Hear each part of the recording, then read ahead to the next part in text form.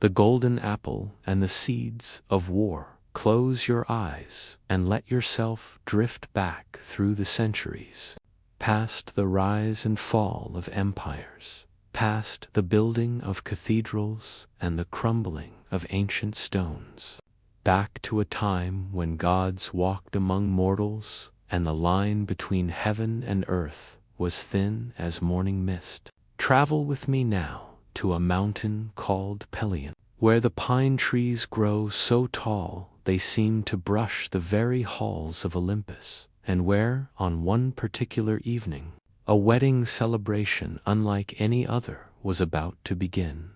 The marriage of Peleus and Thetis was no ordinary union. Peleus was a mortal king, brave and honorable, but mortal nonetheless. His life a brief flicker compared to the endless burning of divine existence.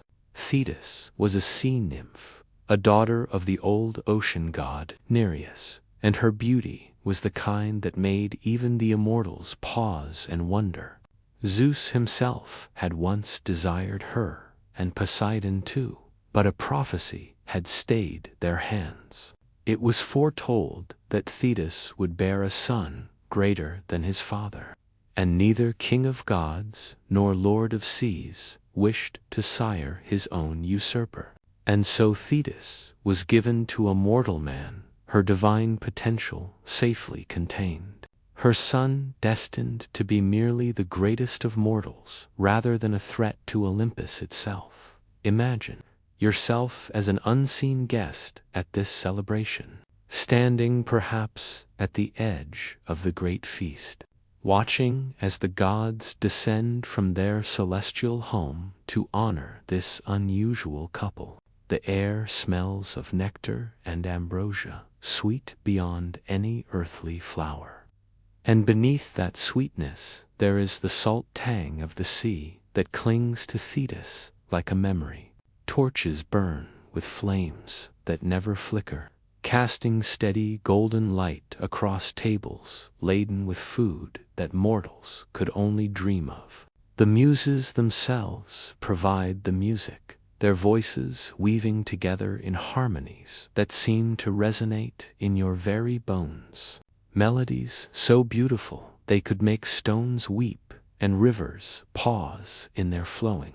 Zeus is there, of course, seated in a place of honor, his presence like a thunderstorm contained in human form. Hera sits beside him, regal and watchful, her eyes missing nothing. Poseidon has come up from his underwater palaces, trailing the cold mystery of the deep. Athena stands among the guests, her gray eyes thoughtful, her hand resting, perhaps unconsciously, on the arm of a chair, as if it were a spear. Aphrodite glows with a light that has nothing to do with the torches, a beauty so profound it almost hurts to look upon. Apollo and Artemis, the divine twins, shine like sun and moon made flesh. Even Hades has left his dark kingdom for this single evening, though he keeps to the shadows at the edge of the celebration, more comfortable with darkness than with revelry. But there is one goddess who did not receive an invitation, and her absence is deliberate. Eris, the goddess of strife and discord. She who delights in conflict and feeds upon chaos was deemed too dangerous to include in such a gathering. What wedding needs discord at its table?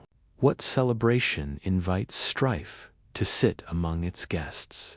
The decision seemed wise, even kind. Surely it was better for everyone that Eris remain uninvited. Her troublesome nature kept far from this joyous occasion. But gods do not forget slights, and Eris, least of all, picture her now, standing unseen at the edge of the celebration, her form wrapped in shadows that seem deeper than the night itself. In her hand she holds an apple, but not any apple you have ever seen. This fruit gleams with the color of pure gold, its surface smooth and perfect, and upon it are inscribed 3 words in letters that seem to shift and shimmer. For the fairest, such a small thing, really. A piece of fruit, a handful of words.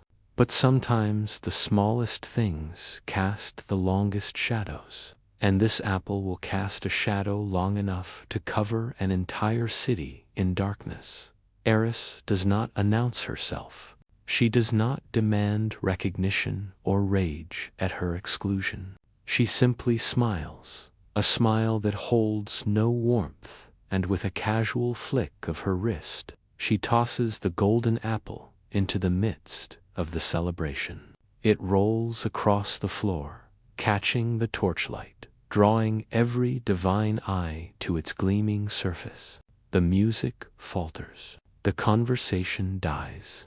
And in that sudden silence, 3 goddesses bend to read the inscription, and 3 goddesses straighten with the same thought burning in their minds. For the fairest, surely that means me, Hera, queen of the gods, whose dignity and majesty are beyond question.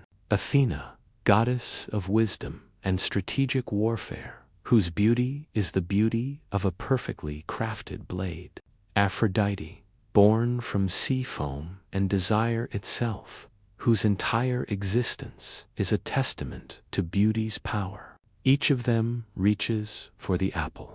Each of them believes, with absolute certainty, that she is the one for whom it was intended. The argument that follows is not the sort of argument mortals have. When gods disagree, reality itself seems to tremble. The other guests draw back, the muses fall silent, and even Zeus, lord of all Olympus, finds himself unwilling to intervene. His wife is among the quarrelers, after all, and he knows too well the consequences of taking sides against Hera, his daughter, Athena, too beloved and formidable, and Aphrodite, whose powers over love and desire make her dangerous to cross in ways both subtle and profound.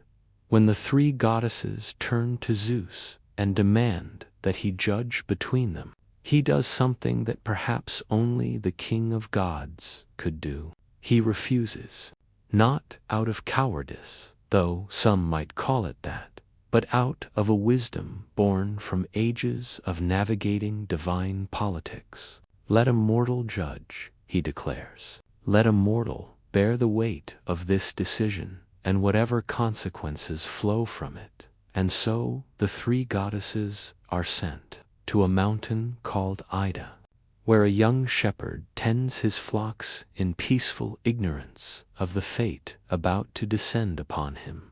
His name is Paris, and though he does not know it, he is a prince of Troy, hidden away as an infant because of a prophecy that he would bring destruction to his city. His mother, Queen Hecuba, dreamed before his birth that she gave birth to a burning torch that set all of Troy ablaze, and the seers interpreted this dream as a warning. The child must die, they said, for the sake of the city. But the servant tasked with the killing could not bring himself to murder an innocent babe, and so Paris was left on the mountainside, where he was found and raised by shepherds, growing into a young man of unusual beauty and gentle disposition, never knowing the royal blood that flowed in his veins. Imagine Paris now, sitting on a hillside as the afternoon light turns golden, his sheep grazing peacefully around him, his thoughts occupied with simple things. Perhaps he is thinking of a girl from a nearby village, or wondering what his foster parents are preparing for the evening meal, or simply enjoying the warmth of the sun on his face and the distant sound of bells around the necks of his flock. He is happy in his way, content with his small life, unaware that he is about to be asked a question that will reshape the world. When the 3 goddesses appear before him, In all their terrible and magnificent glory, Paris must have thought he was dreaming or dying. What mortal could look upon such beings and remain unchanged? They told him of the golden apple, of the judgment required, and they told him to choose. Which of them was the fairest? Which of them deserved the prize? But before he could answer, each goddess leaned close and whispered her offer. Hera promised him power, empire, dominion over all of Asia, vast lands and countless subjects, a kingdom that would make his unknown father's Troy look like a village. All this could be his, if only he would name her fairest. Athena promised him wisdom and skill in battle. She would make him the greatest warrior the world had ever seen, undefeatable in combat, glory everlasting, if only he would give her the apple. And then Aphrodite, goddess of love, leaned close and made her offer. She promised him the most beautiful woman in the world, Helen of Sparta, whose face was said to launch the desires of every man who beheld her, whose beauty was legendary even among a people accustomed to the presence of gods. Helen would be his, if only he would choose Aphrodite. Paris was young. Perhaps he was foolish. Perhaps he was simply human, and when given the choice between power and wisdom and love, he chose what most humans would choose if they were honest with themselves. He gave the golden apple to Aphrodite in that moment, on that quiet hillside, with sheep bleating softly and the sun beginning its descent toward the western horizon. The fate of Troy was sealed. A city that had stood for generations, proud and prosperous behind its mighty walls, was now doomed to fall, all because of an uninvited goddess, a golden apple, and a shepherd who chose love over wisdom, desire over power. But Paris did not know this yet. None of them did. The future cast its shadow backward, but those living in that moment could not see it. They could only move forward, step by step, toward the fire that waited at the end of all their roads. Rest now and breathe slowly. The story will continue, but there is no hurry. Let the tale of the golden apple settle into your mind like leaves drifting down to rest upon still water. The wedding on Mount Pelion has ended. The goddesses have returned to Olympus, one triumphant, two nursing grievances that will only grow with time. And somewhere on Mount Ida, a young shepherd is dreaming of a woman he has never met, a woman with a face that will become the most famous in all of history. Helen is waiting. But that is a story for the next part of our journey. The judgment of Paris and the promise of Helen, settling into the gentle rhythm of this ancient tale as we follow the thread of fate from that fateful mountain hillside to the courts of kings and the chambers of a woman whose beauty would become both her blessing and her curse. The golden apple has been given, the promise has been made, and now the wheels of destiny begin to turn with the slow, inexorable patience of the gods themselves. Paris remained on Mount Ida for a time after the goddesses departed, but he was no longer content with his shepherd's life. How could he be? He had seen divinity face to face, had held a golden apple in his mortal hands, had been promised the most beautiful woman in the world by the goddess of love herself. The sheep that had once seemed like peaceful companions now felt like chains, and the hillsides that had been his entire world now seemed unbearably small. Something had awakened in him, a restlessness, a hunger for the life that had been stolen from him before he could even remember. It was not long before Paris learned the truth of his birth. Perhaps Aphrodite whispered it to him in dreams. Or perhaps the servant who had spared his life finally confessed after all these years. However it happened, Paris discovered that he was no shepherd's son, but a prince of Troy, child of King Priam and Queen Hecuba, brother to Hector the Brave, and many others besides. The prophecy that had condemned him to exposure as an infant seemed distant now, a shadow from another time. Surely, Paris thought, surely the gods who had shown him such favor would not allow him to destroy his own city. Surely the promise of Aphrodite was a blessing, not a curse. And so Paris made his way to Troy, to the city of his birth, to the family he had never known. Imagine the walls of Troy as they must have appeared to a young man seeing them for the first time, rising from the plain like cliffs of worked stone, massive and seemingly eternal. These walls had been built by the gods themselves, by Apollo and Poseidon, in an age when such things were possible, and no army had ever breached them. Behind those walls lay a city of temples and palaces, of markets and gardens, of thousands of lives being lived in the comfortable assumption that Troy would stand forever. Priam and Hecuba received their lost son with joy and trepidation in equal measure. The prophecy had not been forgotten, but what parents could turn away a child returned from the dead? Hecuba looked at this beautiful young man with his gentle smile and his dreaming eyes, and she could not see the burning torch of her nightmare.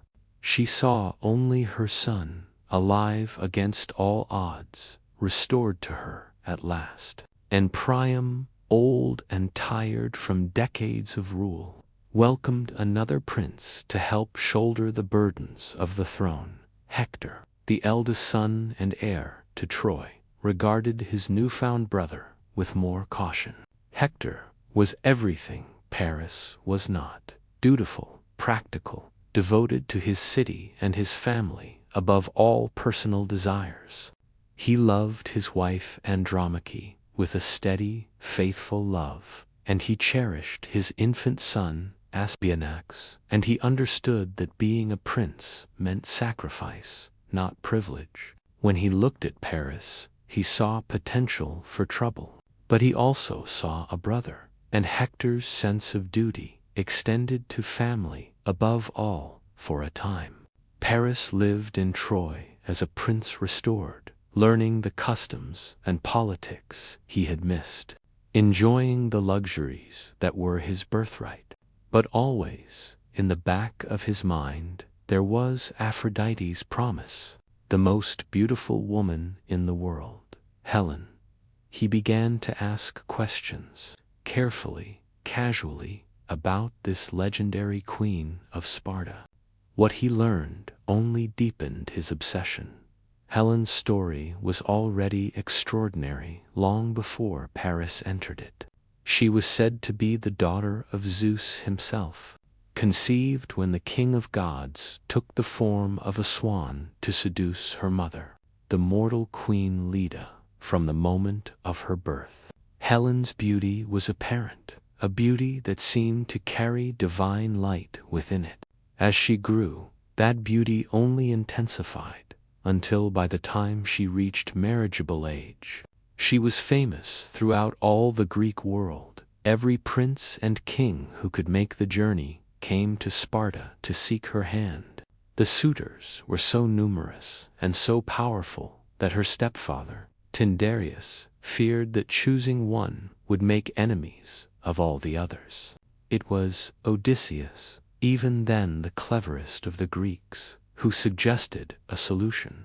Before Tyndareus announced his choice, all the suitors swore an oath: whoever won Helen's hand, the others would defend his claim against anyone who tried to take her. This oath, sworn by the greatest heroes of Greece, would echo through the years, until it called them all to war. The chosen husband was Menelaus, brother of the powerful Agamemnon. He was not the most handsome of the suitors, nor the most eloquent, nor the most heroic, but he was solid and dependable, wealthy and well-connected. And perhaps Helen saw in him a steadiness that her extraordinary life had lacked. They married, and Helen became queen of Sparta. And for a time it seemed that her story had found a peaceful harbor. But the gods do not forget their promises. And Aphrodite had promised Paris, the most beautiful woman in the world. An opportunity arose for Paris to travel to Sparta as a diplomatic envoy from Troy. Perhaps he engineered this opportunity himself. Or perhaps Aphrodite arranged it through her subtle manipulations of mortal hearts. Either way, Paris found himself sailing across the wind-dark sea toward a meeting with destiny. His heart full of anticipation and his mind clouded by a longing he did not fully understand. Menelaus received the Trojan prince with the hospitality that the age demanded. Guests were sacred in those days, protected by Zeus himself in his aspect as god of travelers and suppliants. To harm a guest was to invite divine punishment, and so Paris was welcomed into the palace of Sparta, given the finest rooms, invited to feast at the king's own table. And there, across the hall, he saw her for the first time. Helen tried to imagine what that moment must have been like. Not the shallow infatuation of a young man for a pretty face, but something deeper, something that felt like recognition. All his life, Paris had been incomplete without knowing it. A man shaped around an absence, and now that absence had a name and a face. Helen was everything Aphrodite had promised, and more. Her beauty, not just physical, but something that seemed to emanate from her, like light from a flame. When she smiled, the room grew warmer. When she laughed, the sound was music more perfect than the muses themselves could create. And Helen, for her part, looked at this Trojan prince with his gentle eyes and his poet's soul, and she saw something she had never found with solid, dependable Menelaus. She saw passion. She saw possibility. She saw escape from a life that, for all its comfort, had become a kind of beautiful prison. What passed between them in the days that followed remains unclear. Even now, even in the ancient sources, some say Paris seduced Helen, his words sweet as honey, his promises sweeter still. Some say Aphrodite struck Helen with an arrow of desire, overwhelming her will with divine compulsion. Some say Helen went willingly, a woman choosing her own fate for perhaps the first time in her life, walking toward love with her eyes wide open. The truth is probably some mixture of all these things. The tangled complexity of human hearts made more complex still by the interference of the gods. What is certain is that when Menelaus left Sparta to attend a funeral in Crete, Paris and Helen fled together. They took treasure from the palace vaults, more than enough to establish themselves anywhere in the world. And they took Helen's handmaidens, and they took passage on Paris's ships, and they sailed away from Sparta toward Troy as the sun set behind them, painting the sea in shades of blood and gold. Did Helen look back at the shores of her homeland as they receded into the distance? Did she feel any regret, any premonition of the suffering that would flow from her choice? Or was she too full of this new love, this overwhelming passion, to think of anything beyond the man who stood beside her at the ship's railing? We cannot know. We can only imagine her standing there, the wind in her hair, Her face turned toward the east where Troy waited, unknowing that this beautiful woman carried the city's doom in her smile. When Menelaus returned to Sparta and found his wife gone, his treasure stolen, his hospitality violated in the most profound way possible, his grief and rage knew no bounds. This was not merely a personal betrayal, though it was certainly that. This was an insult to his honor, to his kingdom, to the very laws that held civilization together. And Menelaus remembered the oath that all those suitors had sworn so many years ago. Whoever won Helen's hand, the others would defend his claim against anyone who tried to take her. It was time to call in that debt. High King of Mycenae, the most powerful ruler in all of Greece, Agamemnon had his own reasons for wanting war with Troy. Political and economic reasons that had nothing to do with Helen. But he wrapped those reasons in the righteous mantle of his brother's grievance. Together, the brothers began to send messages throughout the Greek world, reminding every king and prince of the oath they had sworn, calling them to gather their ships and soldiers for an expedition to Troy. The response was not immediate enthusiasm. War meant death, meant leaving families and kingdoms undefended, meant sailing across the sea to besiege a city that had never been conquered. Some of the oath-takers looked for ways to escape their commitment. The abduction of Helen and the oath of the suitors. Breathe slowly now, and let yourself settle even deeper into this tale that has carried human imagination for 3,000 years. We have seen the golden apple thrown, the promise made, and the flight of Helen and Paris across the wind-dark sea. Now we turn to the gathering storm, to the oath that bound a generation of heroes to war, and to the great fleet that would carry death and glory to the shores of Troy. The oath of the suitors was sworn in a time of peace, when war with Troy seemed as distant as the stars themselves. Young men gathered in Sparta, each believing he might win the hand of the most beautiful woman in the world, each willing to promise anything to improve his chances. When Odysseus suggested that they all swear to defend whoever won Helen, it seemed like a clever solution to a delicate problem. No one imagined they would ever be called upon to fulfill that oath. No one imagined that Helen would be taken, that the very foundation of sacred hospitality would be violated, that the world they knew would be shattered by a Trojan prince's desire. But the gods have long memories, and oaths sworn to them cannot be unsworn.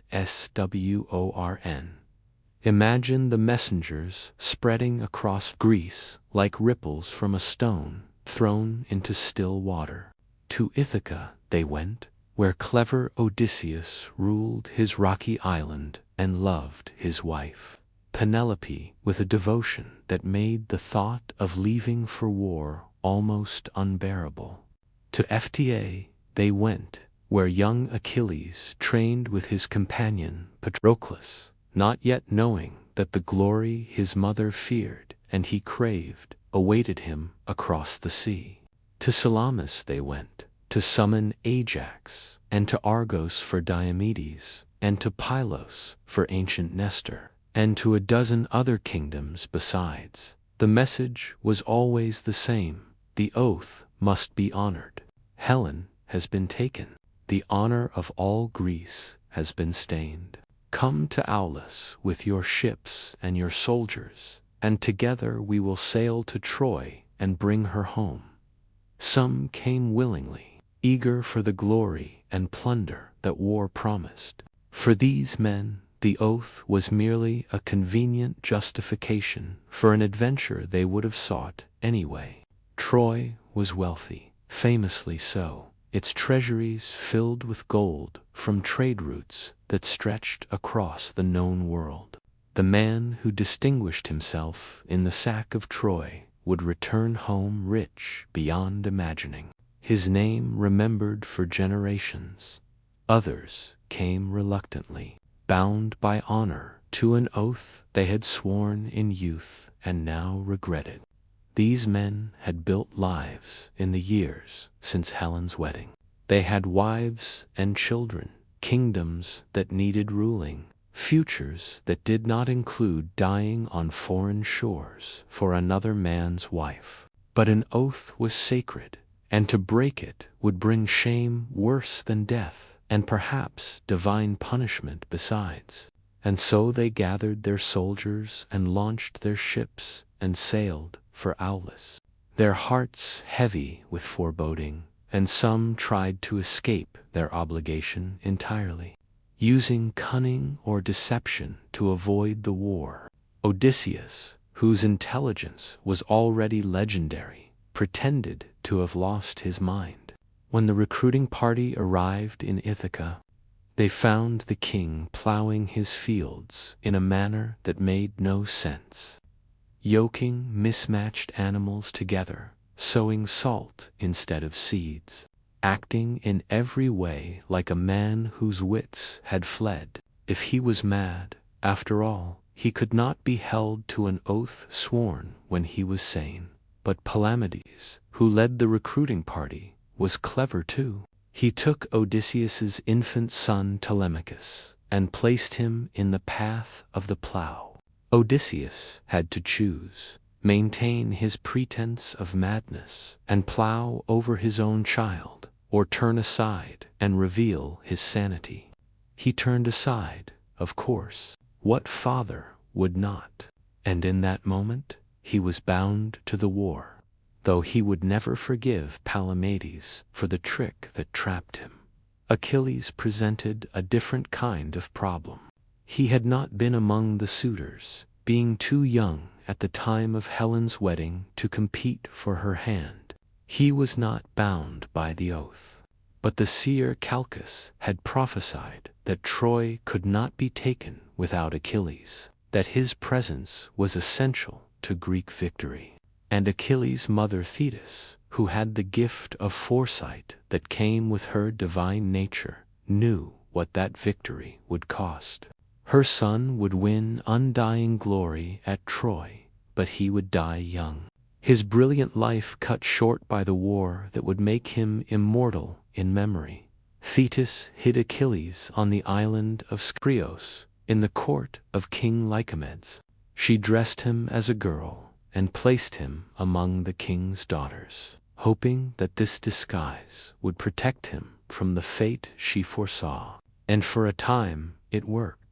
The Greek recruiters searched for Achilles throughout his homeland and could not find him. It seemed possible that the greatest warrior of his generation would miss the greatest war of the age. But Odysseus was not so easily defeated.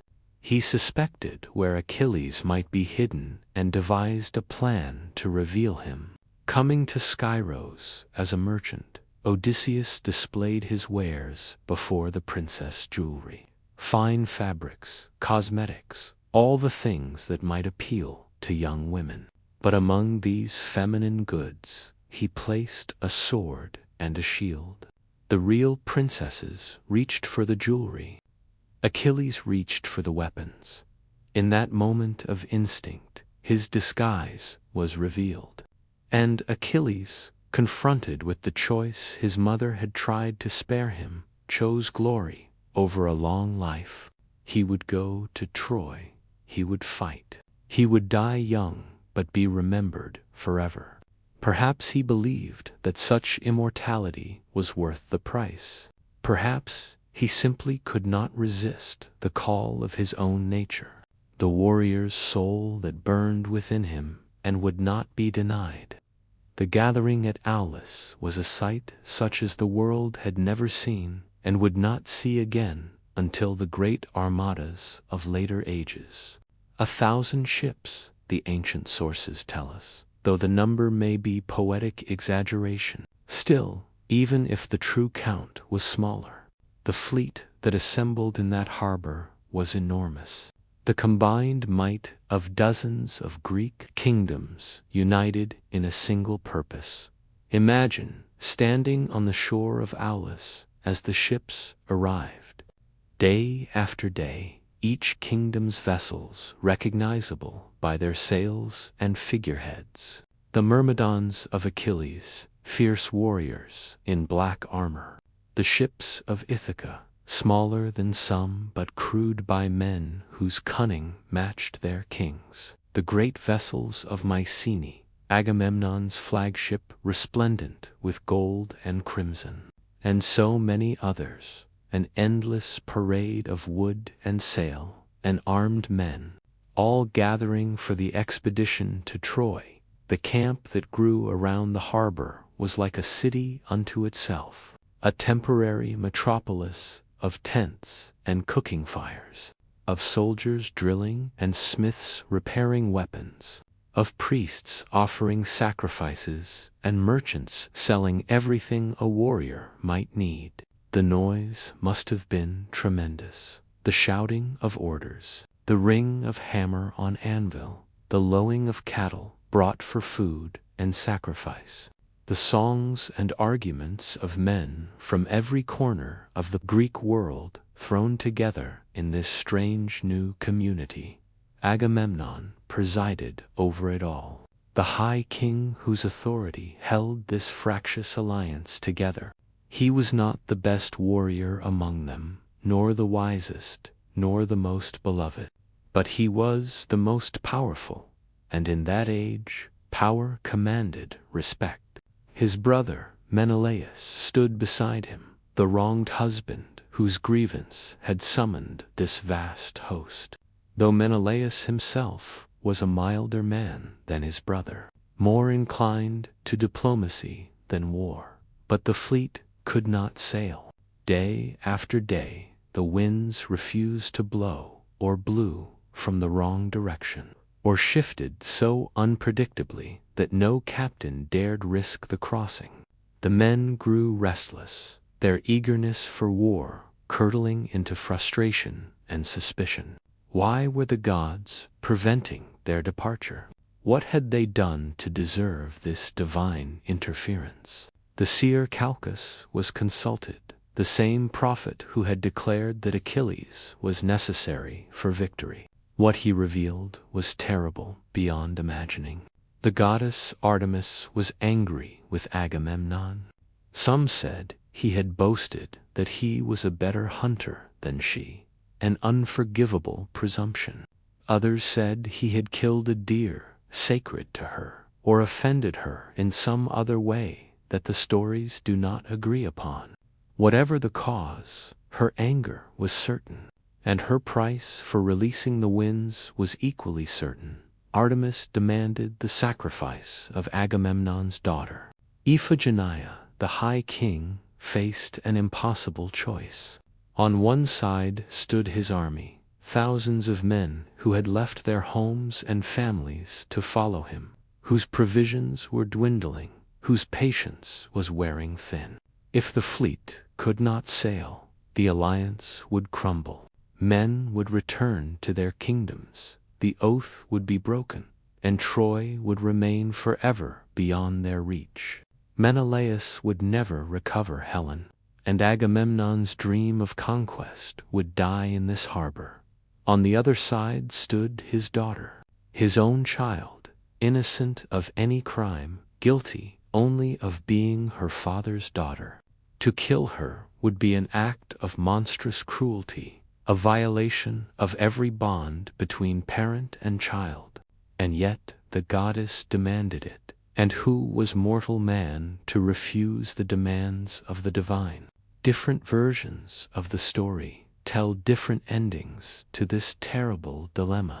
In some, Agamemnon goes through with the sacrifice, luring Iphigenia to Aulis with the false promise of marriage to Achilles, then binding her to the altar as the knife descends.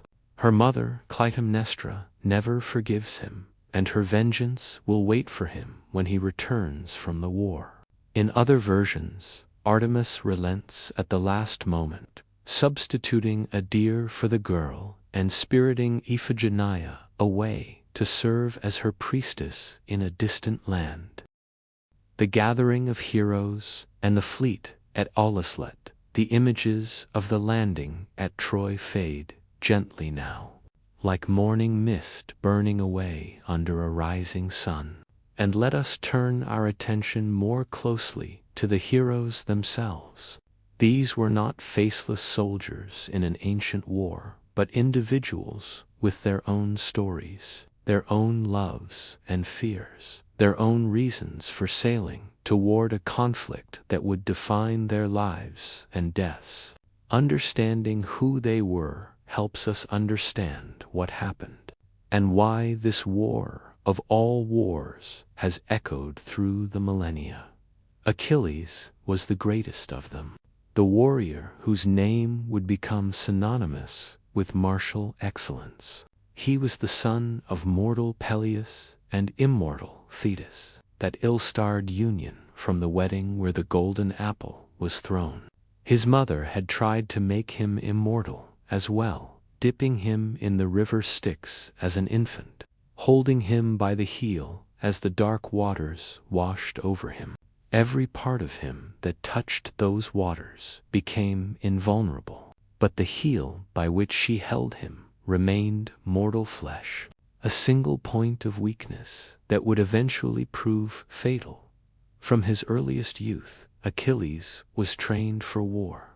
The centaur, Chiron, wisest of his kind, taught him the arts of combat along with music and medicine. Achilles learned to fight before he learned to shave, and by the time he was a young man, no one in Greece could stand against him in single combat. He was beautiful too, golden-haired and godlike, with a voice that could rally armies and eyes that seemed to look straight through to the heart of things. But Achilles was not merely a weapon. He was a man of fierce emotions, capable of great love and great wrath in equal measure.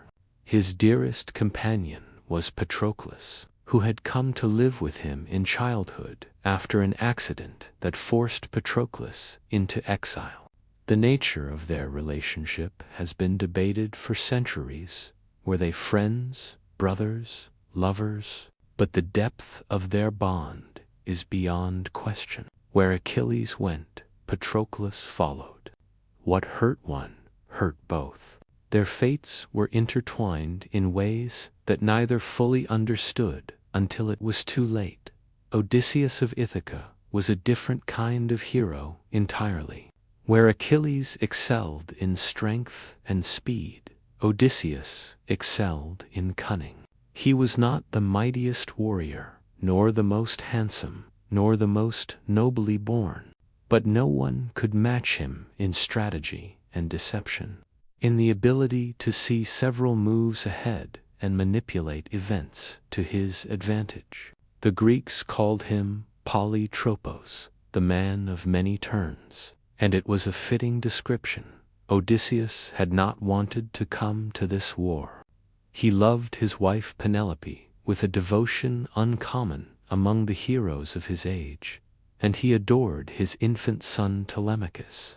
And the rocky island of Ithaca, poor as it was, held his heart in ways that all the treasure of Troy could not match. When the recruiters came, he pretended madness rather than leave his home. Only the trick with his son in the plow's path had forced him to reveal himself, but once committed to the war, Odysseus threw himself into it with all his considerable intelligence. It was he who devised the plan to discover Achilles hidden on Scylla. It was he who would eventually conceive the stratagem of the wooden horse. Throughout the 10 years of war, Odysseus was the brain behind Greek strategy, the man who found solutions when brute force failed. He was also ruthless when he needed to be, capable of deceptions and cruelties that troubled even his allies. Ajax. The greater was everything Odysseus was not. Straightforward, uncomplicated, a man whose answer to any problem was superior violence. He stood head and shoulders above other men, a giant in an age of giants, and his strength was legendary. In battle, he carried a shield made of 7 layers of oxide covered in bronze, so heavy that ordinary warriors could barely lift it. Ajax wielded it as easily as another man might carry a dinner tray. But Ajax's simplicity was both his strength and his weakness. He understood honor and courage and loyalty, understood them with a clarity that more complex men might envy. What he did not understand was subtlety, compromise, or the kind of moral ambiguity that war inevitably creates. He was a man out of his time, even in that heroic age, a throwback to some earlier, simpler era when right was right and wrong was wrong, and a strong arm could solve any problem. Old Nestor of Pylos had fought in the wars of a previous generation, had known heroes who were themselves legends by the time of the Trojan War. He was ancient by the standards of the age, having ruled his kingdom for 3 generations of ordinary men, and his experience was invaluable. Unfortunately, Nestor was also incapable of making any point without extensive reference to his earlier exploits, and his advice invariably came wrapped in long, rambling stories about battles fought before any of his audience were born. The younger warriors tolerated Nestor's speeches with varying degrees of patience. Achilles, who respected wisdom even when it came in tedious packaging, listened politely. Odysseus found useful intelligence among the digressions. Ajax simply waited for the old man to finish, understanding little and caring less.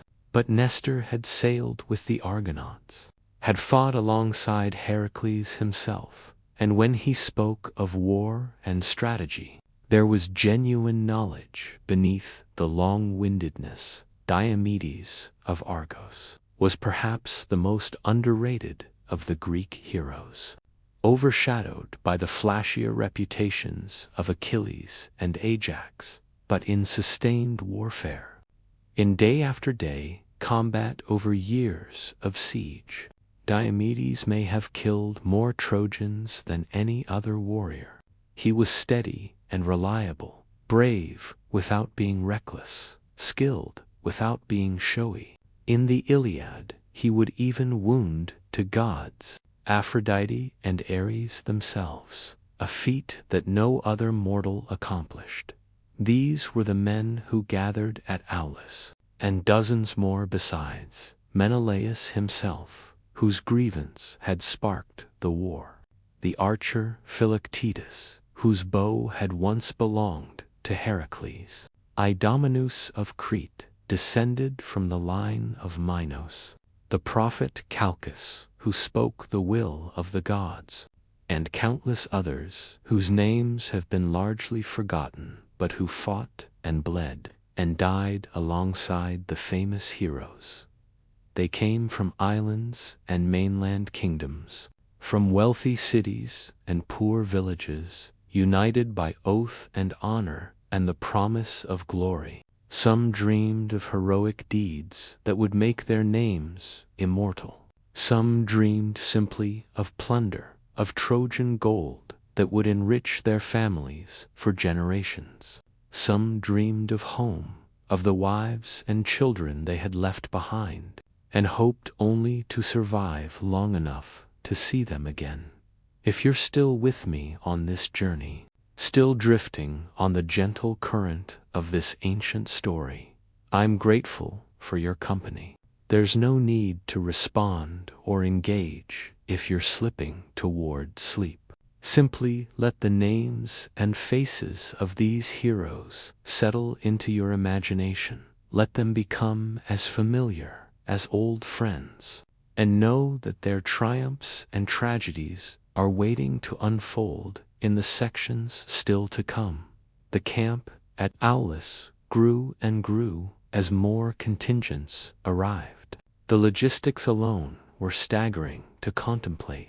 Thousands of warriors needed food and water, shelter and sanitation, weapons and armor maintenance. Horses needed fodder. Ships needed repair.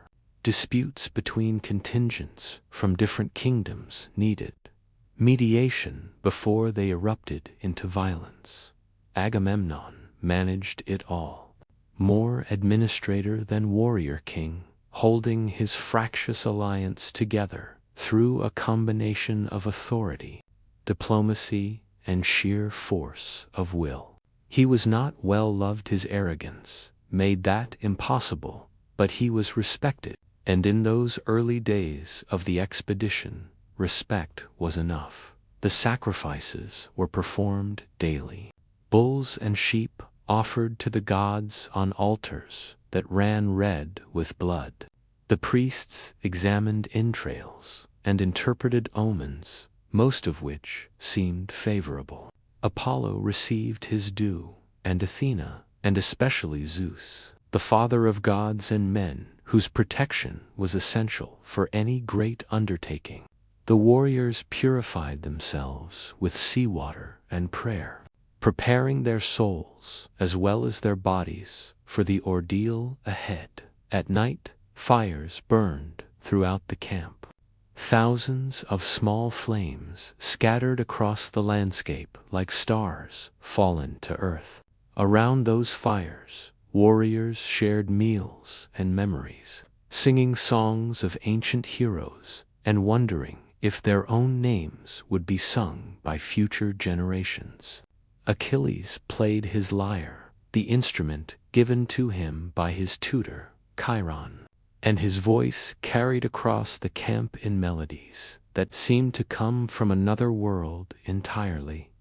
Patroclus sat beside him at those evening gatherings, quieter than his companion, but no less essential. Their friendship was the still point around which Achilles' volatile nature orbited, the anchor that kept him connected to humanity, even as his divine heritage pulled him toward something colder and more terrible. When Achilles sang of glory and death, Patroclus listened and understood, and his presence was a comfort that Achilles did not fully appreciate until it was taken from him. Odysseus used those evening hours differently, moving from fire to fire, gathering information and taking the measure of men. He noted who complained too much and who kept their grievances private. He observed which leaders commanded genuine loyalty and which ruled only through fear. He stored away every useful detail in that labyrinthine mind of his, building the mental map that would guide him through 10 years of war and 10 more years of wandering afterward. The delay at Aulis, waiting for favorable winds, stretched from days into weeks. Supplies began to dwindle. Men grew restless and quarrelsome. Fights broke out over trivial matters, and more than one warrior was wounded before the fighting proper had even begun. 9 years of war, and the walls that would not fall, the beach at Troy, became a second home to the Greeks, though it was a hard and comfortless home compared to what they had left behind. Imagine what it must have been like to spend not months but years in that place, watching the seasons turn again and again, watching young men grow into veterans and veterans grow old, always in sight of walls that refused to fall. The first assault came shortly after the landing, full of confidence and fury. Surely this city, however strong, could not withstand the combined might of the greatest warriors in Greece. Surely the walls built by gods would crumble before mortal heroes, but the walls held, the gates remained shut, and the Greeks, bloodied and humbled, withdrew to their camp to reconsider their strategy. Troy could not be taken by storm. That much became clear in the early months of the war. The walls were too high, too thick, too well defended. Every assault broke against them, like waves against a cliff, and each failure cost lives that could not be replaced. Agamemnon, whatever his faults as a man, was not foolish enough to keep throwing soldiers at defenses that had never been breached, and so the war settled into a pattern of siege and skirmish, of raid and counter-raid, of slow strangulation rather than quick conquest. The Greeks could not take Troy, but they could cut off its allies, plunder its surrounding territories, capture the towns and villages that fed the city and supplied its defenders. One by one, the settlements around Troy fell to Greek attack, their wealth seized, their people enslaved, their warriors killed or scattered. Achilles was the spearhead of these campaigns. His appetite for combat seemingly inexhaustible. He ranged up and down the coast of Asia Minor, attacking cities whose names are now forgotten, filling his ships with treasure and captives. It was in these raids that he captured Briseis, the woman who would later become the cause of his quarrel with Agamemnon. She was a princess of a conquered city, given to Achilles as a prize of honor. And whatever their relationship began as, it became something more as the years passed. The Trojans, for their part, were not passive defenders. Hector led sorties against the Greek camp, burning ships and killing stragglers, reminding the invaders that they were far from home in hostile territory. Paris proved less useful in battle than his brother. His skills were more suited to the bedroom than the battlefield, but even he occasionally took up his bow and added to the Greek casualty count. The years blurred together in an endless cycle of violence and waiting. Spring brought renewed offensives, summer the dusty tedium of siege, autumn the gathering of harvest, both literal and metaphorical, winter the misery of cold and rain, and the knowledge that another year had passed without victory. Men who had arrived as young soldiers became scarred veterans. Men who had arrived as veterans simply died, replaced by reinforcements from Greece, who heard glory in the stories and found only mud and blood when they arrived. Disease swept through the camp regularly, killing more men than combat. The Greeks had no understanding of sanitation by modern standards, and thousands of warriors living in close quarters bred illness as surely as stagnant water breeds mosquitoes. Funeral pyres burned constantly, sending columns of smoke into the sky, the smell of burning flesh becoming so familiar that men no longer noticed it. Inside the walls of Troy, life was better, but still strained. The city's wealth slowly dwindled as trade routes were cut and surrounding farmland fell under Greek control. Rationing became necessary, then normal, then increasingly severe. The Trojans had not faced genuine hunger in living memory, and the psychological toll of empty bellies was as damaging as any military defeat. Helen watched it all from the walls. This war fought over her, and what she felt remains one of the great mysteries of the story. Did she feel guilt for the death and suffering her flight had caused?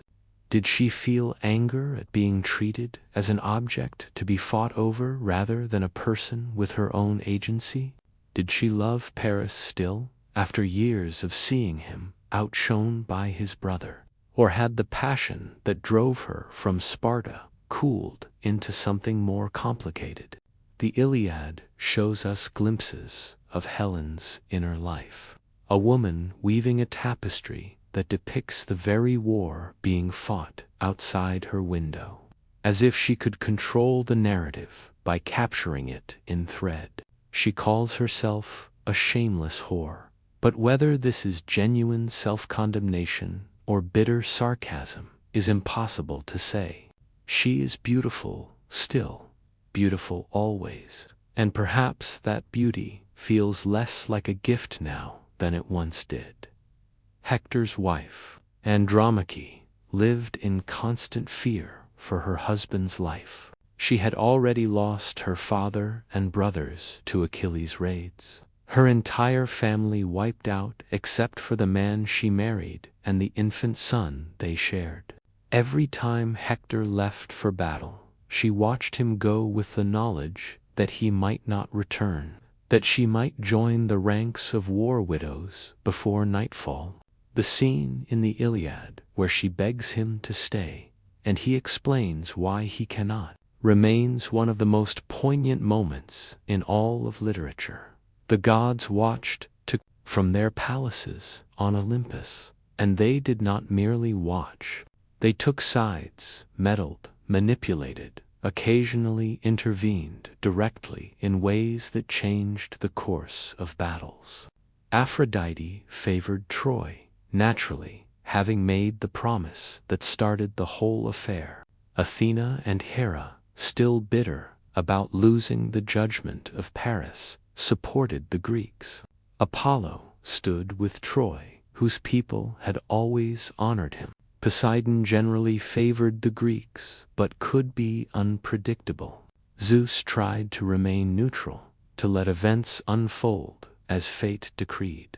But even the king of gods was not immune to pressure from his wife and children. These divine interventions were rarely decisive, but often significant. A spear that should have struck home was deflected by unseen hands.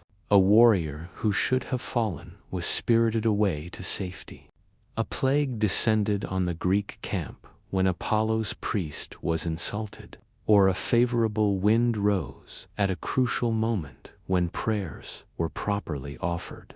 The humans were pieces on a board, playing out their own desires and choices. But the gods could nudge the board when it suited them. By the 9th year of the war, both sides were exhausted. The Greeks had not achieved their objective, but could not simply sail home and admit defeat after so much sacrifice. The Trojans had not been conquered, but could not drive the invaders from their shores. The war had become a way of life, its original causes almost forgotten in the endless grind of daily survival. If you're still awake, still drifting on the quiet current of this story, take a moment to appreciate how long 9 years truly is. Think of where you were 9 years ago, how different your life was, how much has changed since then. Now imagine spending all of that time in a foreign land, fighting the same enemy, seeing the same walls every day, losing friends and companions one by one to violence and disease. The Trojan War was not merely a battle, but an entire era in the lives of those who fought it. It was in this 9th year, with both sides ground down to exhaustion, that the events of the Iliad take place. The war had reached a crisis point, a moment when everything that had been building for 9 years would come to a head. And at the center of that crisis stood Achilles, whose wrath would prove more devastating than any Trojan assault. But before we come to that wrath, let us pause and rest. Let the years of war settle into your imagination like sediment at the bottom of a still pool. The beach at Troy is quiet now, the fires burning low. the warriors sleeping in their tents, while sentries watch the walls that still, after all this time, refuse to fall. Tomorrow there will be more fighting. There is always more fighting. But tonight there is only the sound of waves on the shore, the distant cry of a night bird, and the slow breathing of exhausted men seeking what peace they can find in dreams. The wrath of Achilles and the death of Patroclus. We come now to the heart of the story, the events that Homer chose to capture in his immortal poem. The wrath of Achilles that would cost so many lives and change the course of the war forever. Let yourself sink deeper into this tale, breathing slowly, allowing the ancient tragedy to wash over you like waves on a night shore. The trouble began, as trouble often does, with pride and property. A plague had fallen on the Greek camp, sent by Apollo in response to Agamemnon's treatment of crises, a priest whose daughter had been taken as a war prize. The plague killed hundreds, the funeral pyres burning day and night, and the seer Calchas finally revealed the cause. Apollo would not relent until Chryses was returned to her father. Agamemnon was furious, but had no choice. He gave up the girl, but demanded compensation. If he was to lose his prize, he would take someone else's, and the prize he chose was Priam, the woman who belonged to Achilles. Imagine Achilles receiving this news. The slow burn of rage building behind those godlike eyes. Agamemnon was his commander, yes, but this was an insult beyond bearing. 9 years Achilles had fought for this army, won countless victories, taken risks that should have killed him a dozen times over. His honor was his most precious possession, and Agamemnon was stripping it away as casually as a man might take a cloak. Achilles reached for his sword. He was within a heartbeat of killing the High King right there in the assembly, ending the war in a completely different kind of catastrophe.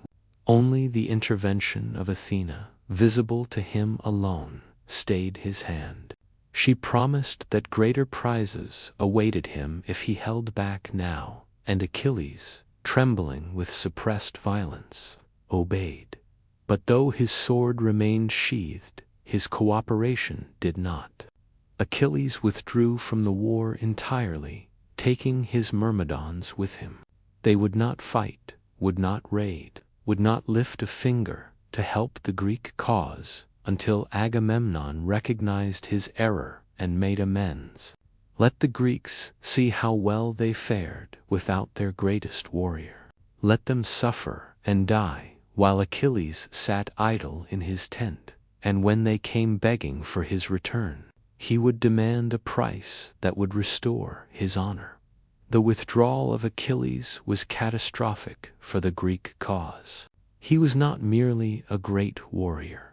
He was a symbol, a rallying point, the burning heart of Greek military power. Without him, the army's morale crumbled. Without him, the Trojans grew bold, pressing advantages they had never had before. Hector, seeing his opportunity, led assault after assault against the Greek lines. Day after day, the Trojans pushed the invaders back toward their ships, killing heroes who had seemed invincible, threatening to drive the Greeks into the sea entirely. The walls that had protected Troy for 9 years now seemed almost superfluous. Hector was winning the war in the open field. The Greeks sent an embassy to Achilles. The most persuasive speakers they had, clever Odysseus, old Phoenix, who had helped raise Achilles from childhood, great Ajax, whose simple honesty was its own kind of eloquence. They offered treasure beyond imagining, the return of Briseis untouched, even one of Agamemnon's own daughters in marriage. They offered everything a man could want. Achilles refused. His anger had grown beyond any price that could satisfy it. He spoke of his own mortality, of the choice his mother had given him between a long, quiet life and a short, glorious one. He had chosen glory, but now glory tasted like ashes. What was honor worth if it could be stripped away by the word of a lesser man? What was fame worth if it came at the cost of everything that made life bearable? The embassy returned empty-handed, and the Greek situation grew more desperate. Hector and his Trojans broke through the defensive wall the Greeks had built around their camp. They reached the ships, began setting them alight. If the fleet burned, the Greeks would be stranded in hostile territory, with no way home and no hope of escape. 9 years of war would end not in victory, but in annihilation. Patroclus watched all this from Achilles' tent, and his gentle heart could not bear it. These were his countrymen dying out there, his friends falling to Trojan spears, while he sat idle. He went to Achilles and begged for permission to fight, not as Achilles himself, but in Achilles' armor. Perhaps the sight of that familiar armor would rally the Greeks and terrify the Trojans. Perhaps it could turn the tide without Achilles having to break his oath.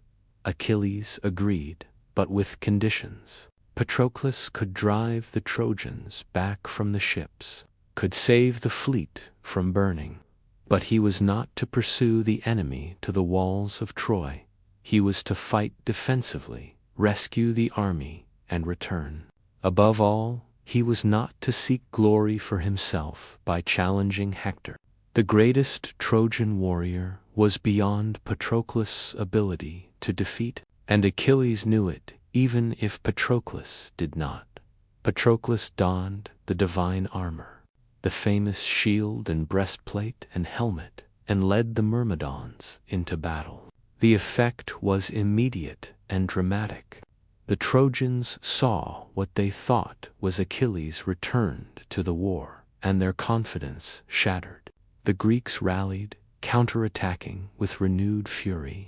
The fires on the ships were extinguished, the Trojan advance reversed, the immediate crisis averted. But Patroclus did not stop there.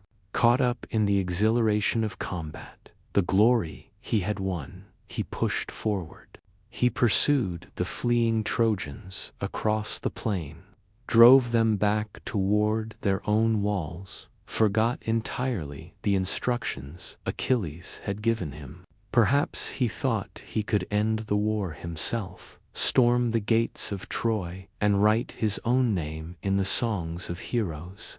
Perhaps the battle madness simply overwhelmed his judgment. Perhaps the gods, who had their own plans, clouded his mind at the crucial moment 3 times. Patroclus charged the walls of Troy. 3 times Apollo himself beat him back, warning him in a voice like thunder that this victory was not meant for mortal men. But Patroclus would not listen. He turned to face the Trojan heroes instead, killing with a fury that shocked even his allies. And then Hector found him. The duel was brief and brutal. Apollo stunned Patroclus from behind, loosening the divine armor, leaving him exposed. A spear from a lesser warrior wounded him, and then Hector came. His own spear, finding the gap in the armor, ending the life of the man who had dared wear Achilles' protection. Without Achilles' skill, Patroclus died far from home, his blood soaking into Trojan soil, his last words a prophecy of Hector's own death to come. Hector stripped the famous armor from the corpse, claiming it as his own prize, leaving the body naked and vulnerable on the battlefield. The news reached Achilles like a physical blow. He collapsed, screaming, tearing at his hair, pouring dust over his head in the ancient gesture of mourning. His grief was so loud, so terrible, that his mother Thetis heard it in the depths of the sea and rose to comfort him. She found her son destroyed by loss, the light gone from his eyes. His heart turned entirely to thoughts of vengeance. In that moment, Achilles' anger at Agamemnon was forgotten, burned away by a much more terrible rage. He had loved Patroclus, loved him in whatever way you choose to understand that love, and now Patroclus was dead because Achilles had sat in his tent nursing his wounded pride while his dearest companion walked into danger. The guilt was unbearable. The grief was unbearable. And the only response that made any sense was to make Hector pay. Thetis tried to warn her son. If he killed Hector, his own death would follow soon after. The fate he had been warned about since birth was finally closing in. But Achilles did not care anymore. What was life without Patroclus? What was a long old age compared to the satisfaction of seeing Hector's blood on his spear?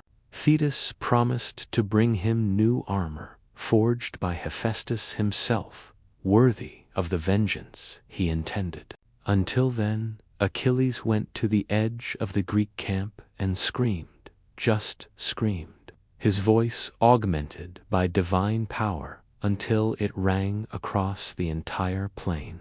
The Trojans, who were fighting over Patroclus's body, heard that cry and fled in terror, their horses panicking, their formation dissolving.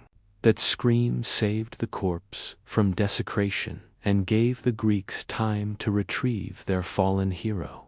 If this story is helping you find rest, helping you drift toward the peaceful shores of sleep, then I am glad of it.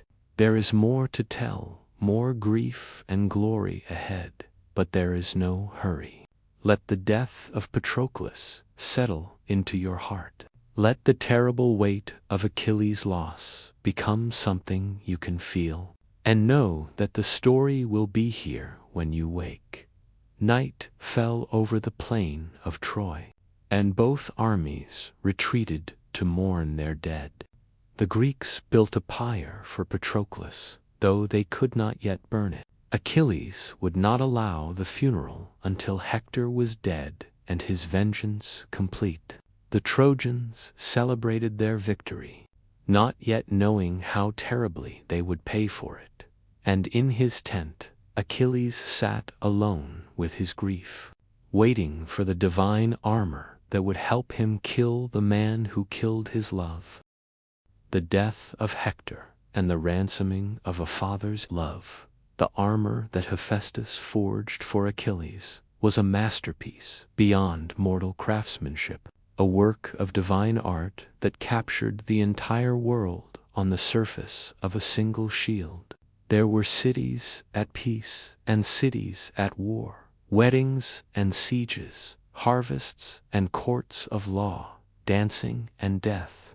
There was the ocean circling the rim, the endless stream that surrounded all things.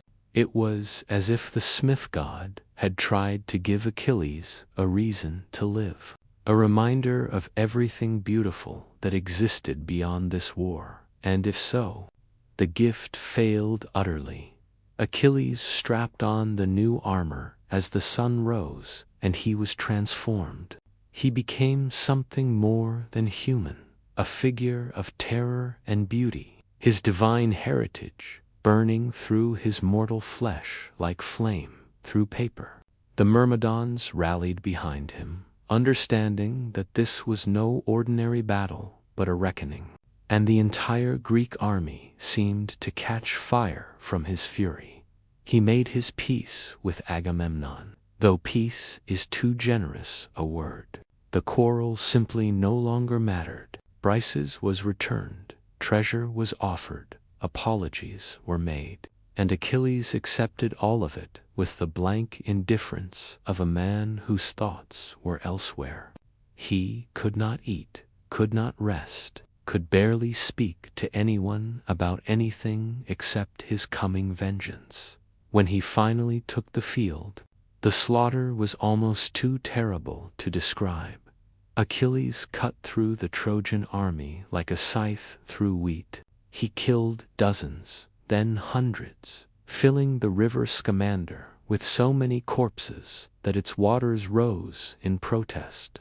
The river god himself, attacking Achilles with waves and flood, nearly drowning him before Hephaestus intervened with divine fire. Even the gods could not stop him, though they tried. He wounded Aphrodite when she attempted to rescue one of her favorites. He nearly killed Aeneas before Poseidon spirited the Trojan prince away, saving him for his destiny of founding Rome. The Trojans fled before him like leaves before a storm, and only Hector stood his ground. Hector, prince of Troy, greatest of its defenders, the man who wore the armor stripped from Patroclus' corpse. Achilles wanted him more than he wanted breath, wanted to feel that life end beneath his hands, wanted to make the payment for Patroclus' death in the only currency that could satisfy his grief. But Hector, brave as he was, wavered when he saw what was coming for him. This was no longer a mortal warrior approaching, but something closer to a force of nature, a divine wrath wearing human form. Hector turned and ran 3 times around the walls of Troy.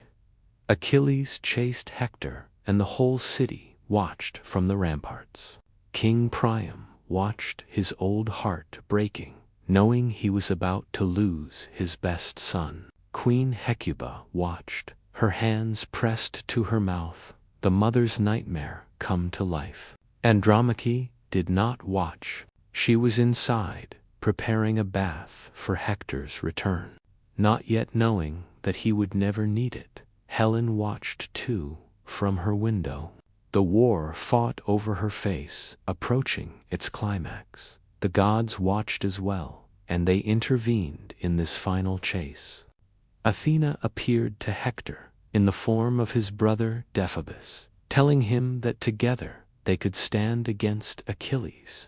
Heartened by this false support, Hector turned to fight. But when he reached for his brother, there was no one there. Athena had deceived him.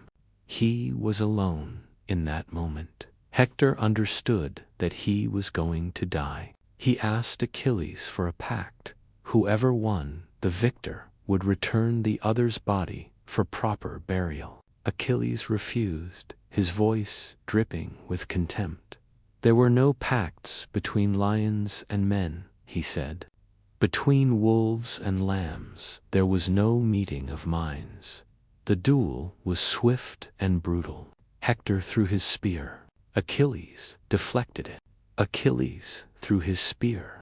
Hector dodged, but Athena returned the spear to Achilles' hand. They closed with swords. Hector was a magnificent warrior, the best Troy had. But Achilles had divine blood and divine armor and a fury that burned beyond any human passion. Achilles knew the armor Hector wore, knew where the gaps were, knew exactly where a spear point could slip through to find mortal flesh. He drove his weapon into Hector's throat, piercing but not quite severing, leaving the dying man able to speak his final words. Hector begged again for his body to be returned to his family. Achilles refused again, promising to throw the corpse to the dogs, to deny Hector the funeral rites that would allow his spirit rest. Hector, with his last breath, prophesied that Achilles' own death was near, that Paris and Apollo would bring him down at the gates of Troy. Then Hector died, and something died in Achilles, too, though he did not know it yet. What followed was cruelty beyond all understanding, cruelty that shocked even an age accustomed to the brutalities of war. Achilles pierced Hector's ankles, threaded leather straps through the holes, and tied the corpse to his chariot.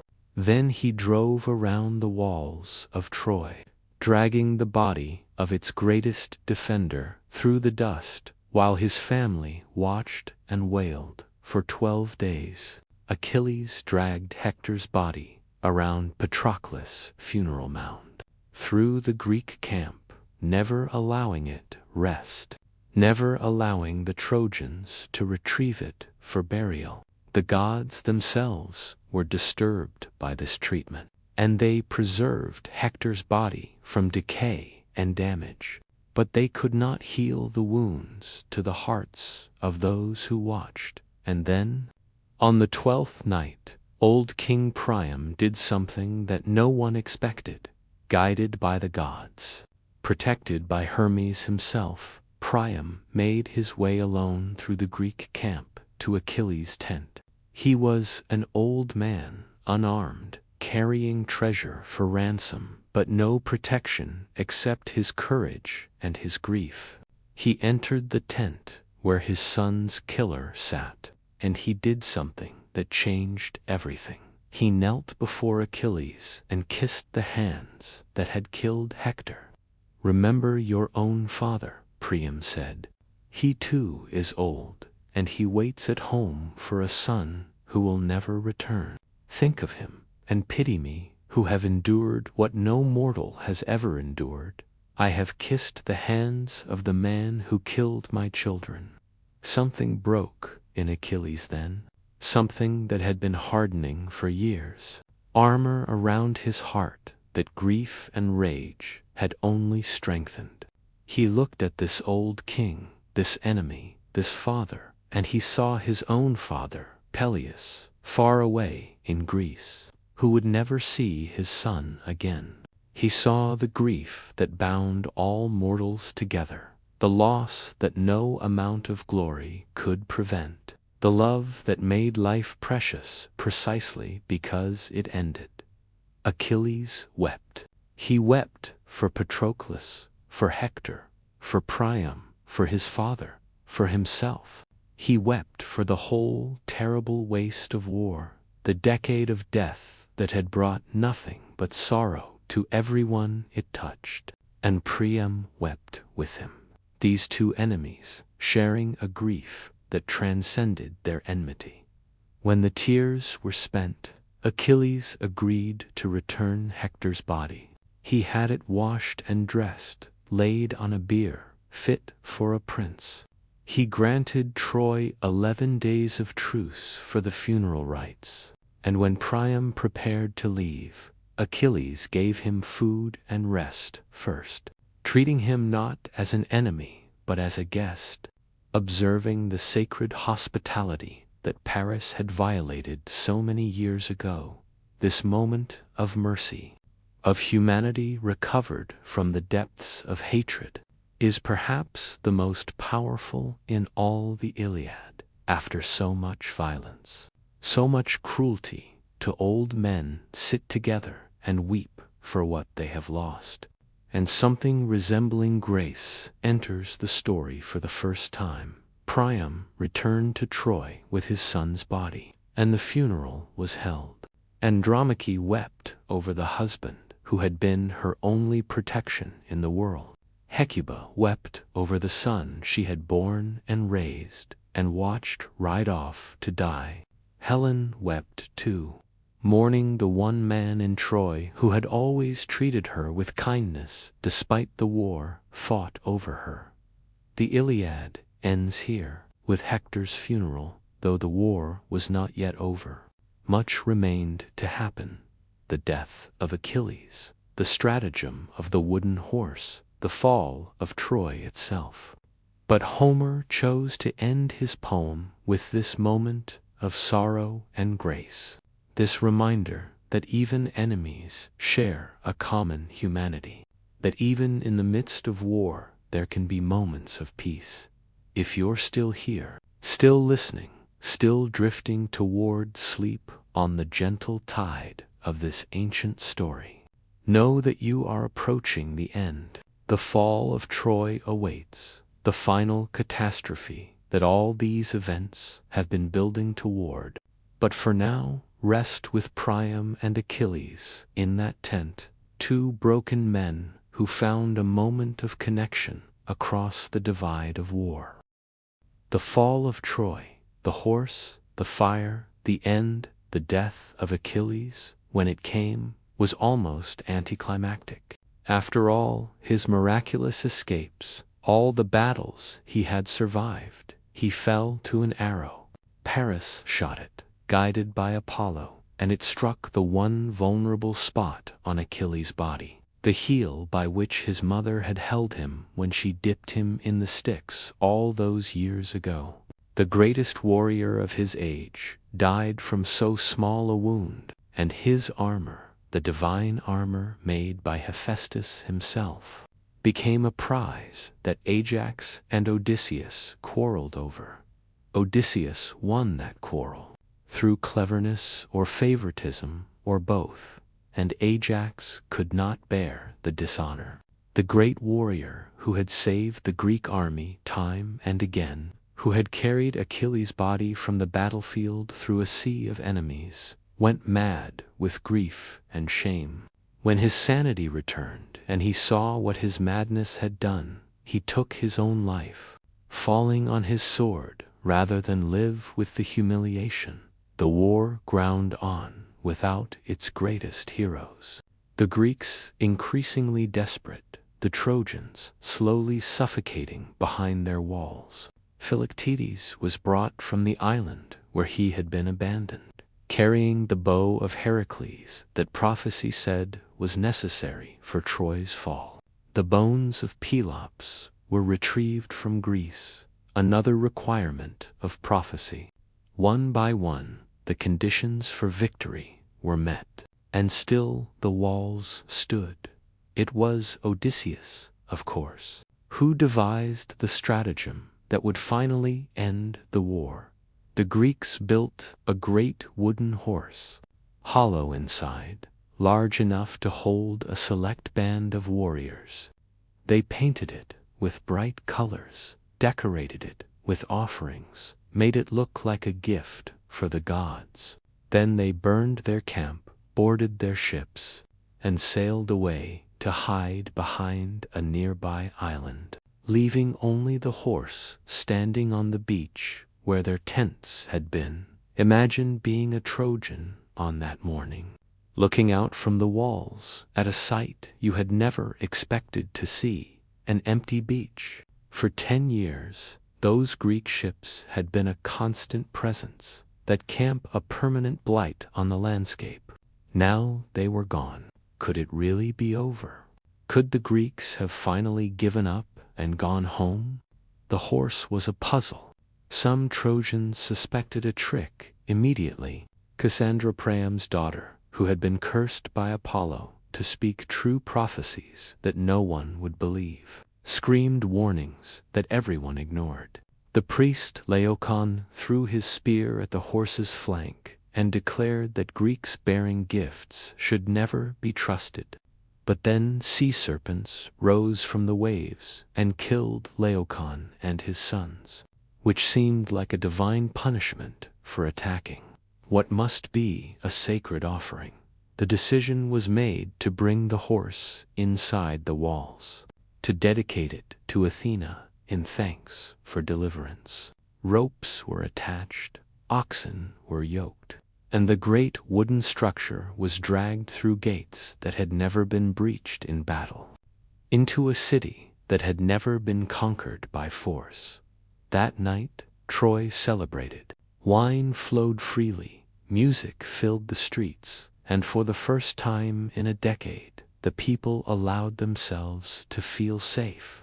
They danced around the wooden horse, never knowing that inside its belly, Odysseus and his chosen warriors crouched in silence, waiting for midnight, counting every heartbeat until they could unleash hell. The city slept. Exhausted by celebration, drunk on wine and relief, the Trojans fell into dreams of peace. Sentries, who should have been watchful, dozed at their posts. Gates that should have been guarded stood neglected.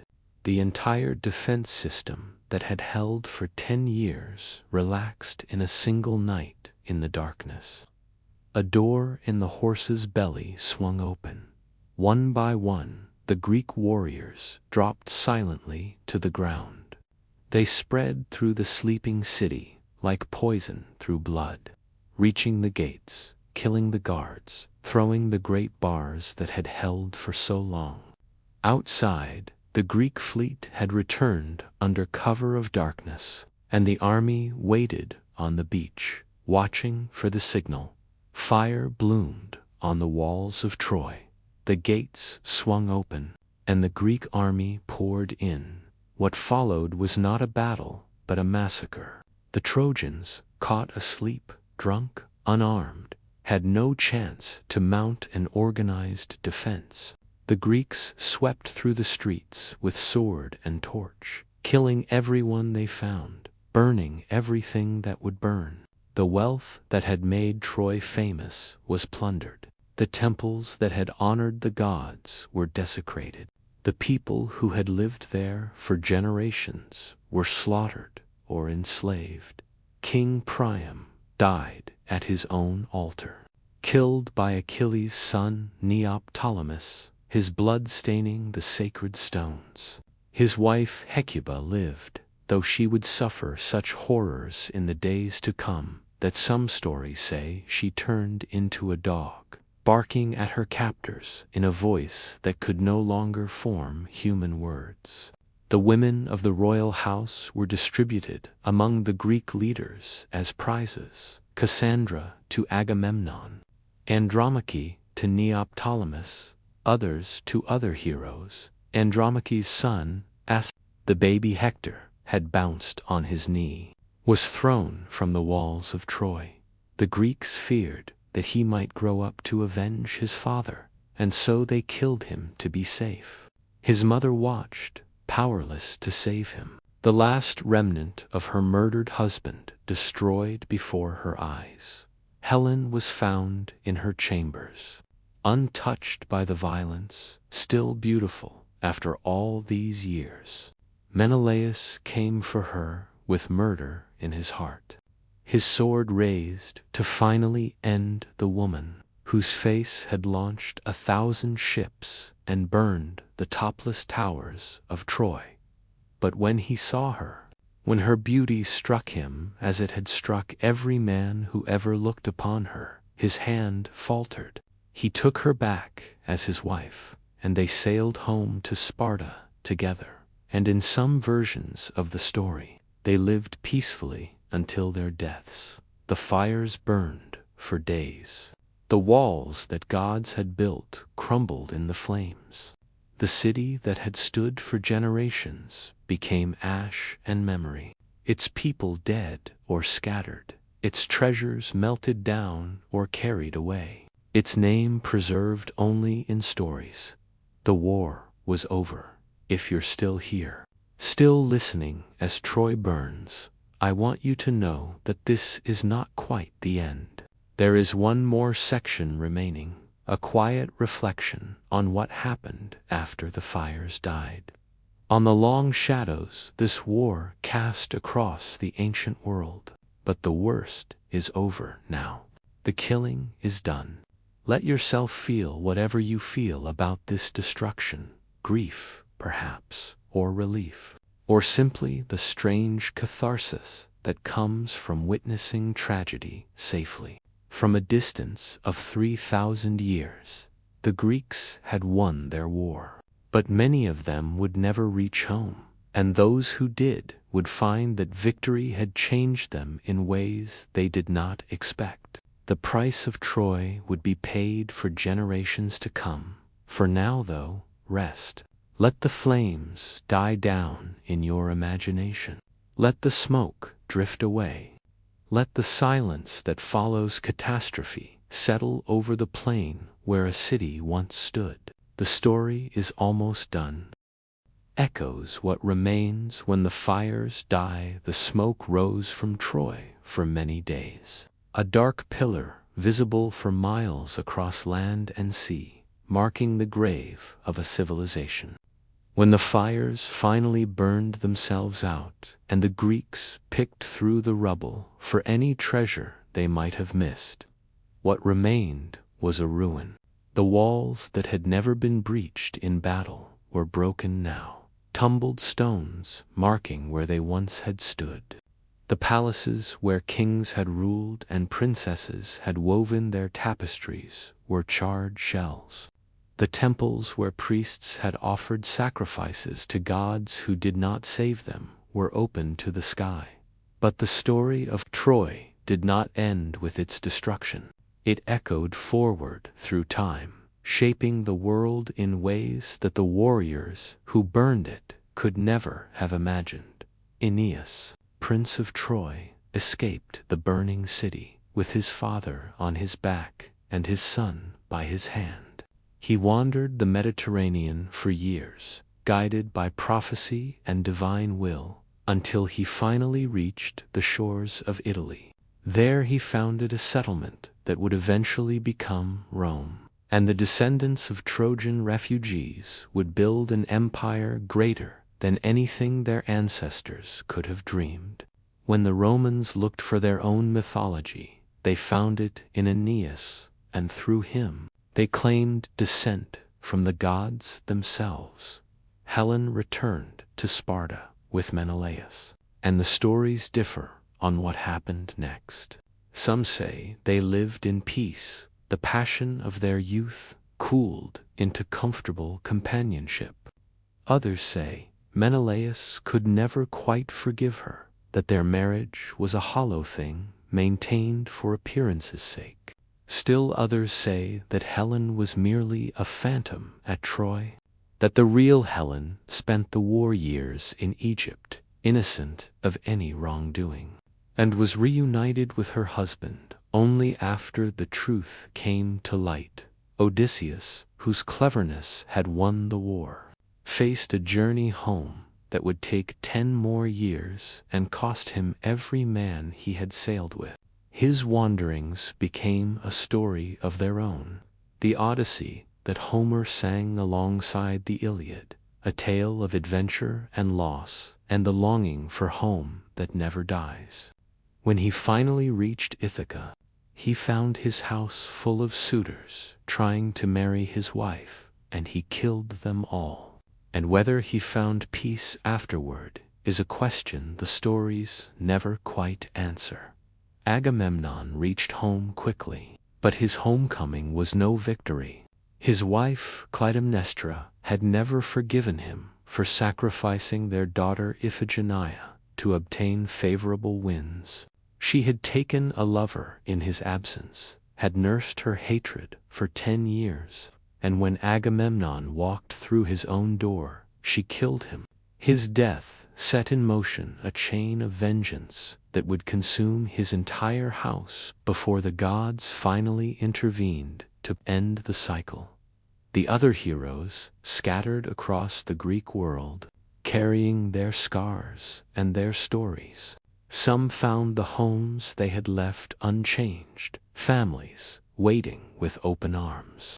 Others found that time had moved on without them, that the places they remembered no longer existed, that the people they loved had died or aged beyond recognition. Victory, they discovered, was not the end of anything, but merely a different kind of beginning. And what of the Trojans who survived? Andromache was given to Neoptolemus as a slave and concubine, forced to bear children to the son of the man who had killed her husband and her first children. When Neoptolemus died, she married Hector's brother Helenus, one of the few Trojan princes who survived and found something like peace at last. Hecuba died in captivity, her grief too great for her human form to contain. Cassandra was murdered alongside Agamemnon, her prophecies fulfilled but never believed, her curse following her to the grave. The gods, who had meddled and manipulated throughout the war, gradually withdrew from mortal affairs. The age of heroes was ending. The close relationship between Olympus and Earth. Men would continue to worship the gods, to offer sacrifices and prayers. But the days when immortals walked visibly among mortals were drawing to a close. Troy was one of the last great stages where gods and men acted together, and its fall marked the beginning of a quieter time. But the stories remained. They were told and retold, sung by bards at feasts, passed from generation to generation, eventually written down in texts that survived the fall of other civilizations. The Iliad and the Odyssey became foundations of Western literature. The characters of the Trojan War, Achilles and Hector, Helen and Paris, Odysseus and Priam, became archetypes that have shaped storytelling for 3,000 years. Why do we still tell this story? Why, after all this time, does the tale of Troy still move us? Perhaps because it contains everything that matters about human nature. Love and pride, courage and cruelty, the bonds between parents and children, the grief of loss, the hunger for glory, the longing for home. Perhaps because it shows us that even the mightiest walls can fall, that even the greatest heroes die, that even the most beautiful face can launch 1,000 ships into disaster. Perhaps because it reminds us that we are all mortal, that our time is limited, that how we live and how we die matters, or perhaps simply because it is a good story. A story with characters we care about, conflicts that engage us, moments of tragedy and grace that feel true even across the vast gulf of millennia. A story that has been told so many times, in so many ways, that it has become part of our collective imagination. A shared dream that connects us to everyone who has ever heard it. The Trojan War ended, but it never really ended. It continues in every retelling, in every reader or listener who enters its world and walks its dusty plains. It continues in you right now. As these words settle into your mind and the images they conjure fade slowly toward sleep, you have traveled far tonight. From the wedding of Peleus and Thetis to the ashes of Troy, from the golden apple to the wooden horse, you have met heroes and kings, gods and monsters. You have witnessed love and loss, courage and cowardice, the full spectrum of human experience compressed into a single war. Now let it rest. Let the story sink into your subconscious, becoming part of the vast archive of human narrative that lives in all of us. Let your breathing slow, your body relax, your thoughts drift like smoke on an evening breeze. The walls of Troy are fallen, the fires are cold, the heroes are gone to their various fates, scattered across the Mediterranean world, but the stars above the Aegean Sea are the same stars that shone over Troy 3,000 years ago. The same moon that lit Hector's funeral rises tonight over the ruins of that ancient city. In some way that defies time and logic, the story is still happening, still being told, still waiting to be discovered by new generations. You are part of that chain now. The tale of Troy has been passed to you, as it was passed to Homer, as it was passed to countless storytellers before and after him. Perhaps someday you will tell it to someone else, in your own words, in your own way, or perhaps you will simply carry it with you, a quiet companion in the back of your mind, a reminder that human beings have always loved stories and always will. Sleep now. Dream, if you dream, of wind-dark seas and bronze-clad warriors. of golden apples and beautiful queens, of cities that rise and fall while the stars look on unchanged. The story is yours. It has always been yours. It belongs to everyone who has ever listened, everyone who has ever wondered what it meant to be human in a world shaped by forces beyond our control. Thank you for traveling with me through this ancient tale. May your sleep be peaceful, your dreams be gentle, and your waking be refreshed. The story of Troy will be here whenever you wish to return to it, patient as stone, eternal as the sea. Good night. If you've enjoyed this journey through the Trojan War, consider sharing it with others who might find comfort in these ancient stories.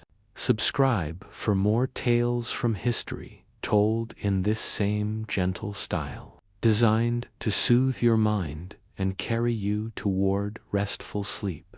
And if you have thoughts or feelings about what we've explored together, the comments await your voice. Until next time, rest well.